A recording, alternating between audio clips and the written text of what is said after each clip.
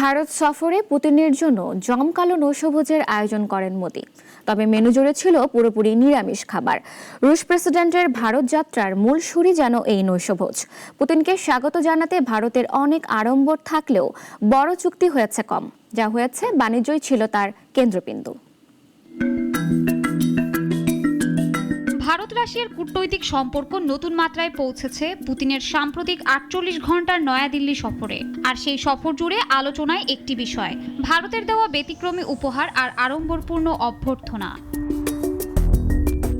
Ukraine যুদ্ধের পর পশ্চিমাদের কূটনৈতিক চাপের মাঝেও ভারতের এমন উষ্ণ অভ্যর্থনা আন্তর্জাতিক মহলে আলোচনার জন্ম দিয়েছে। দিল্লির রাষ্ট্রপতি ভবনে পুতিনের সম্মানে সাজানো হয় এক আড়ম্বরপূর্ণ নৈশভোজ।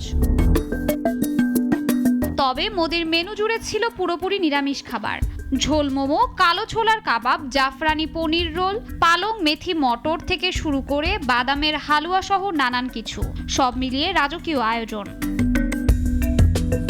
ভারতে 2 দিনের সফরে রাশিয়ার প্রেসিডেন্ট ভ্লাদিমির পুতিন পেয়েছেন বৈচিত্র্যময় উপহার। আসাম ব্ল্যাক টি থেকে রূপার চা সেট, কাশ্মীরি জাফরান, এমনকি গীতার রুশ সংস্করণও। অভ্যর্থনায় আড়ম্বর থাকলেও বড় কোনো চুক্তি হয়নি দুই দেশের। যুদ্ধবিমান বা S-400 নিয়ে ঘোষণা আসেনি। প্রতিরক্ষা এবং তেলের বিষয়টি ছাড়াও ভারত ও রাশিয়া অবশ্য অন্যান্য খাতে অনেক চুক্তি করেছে। আলোচনা কেন্দ্রীভূত ছিল বাণিজ্য, জাহাজ নির্মাণ শিল্প ও বেসামরিক পারমাণবিক শক্তি নিয়ে।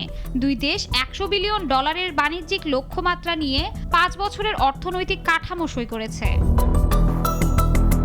যুক্তরাষ্ট্র ও রাশিয়ার সঙ্গে সম্পর্কের সূক্ষ্ম ভারসাম্য বজায় রাখতেই যেন এই সফরে ভারত সচেতন ছিল।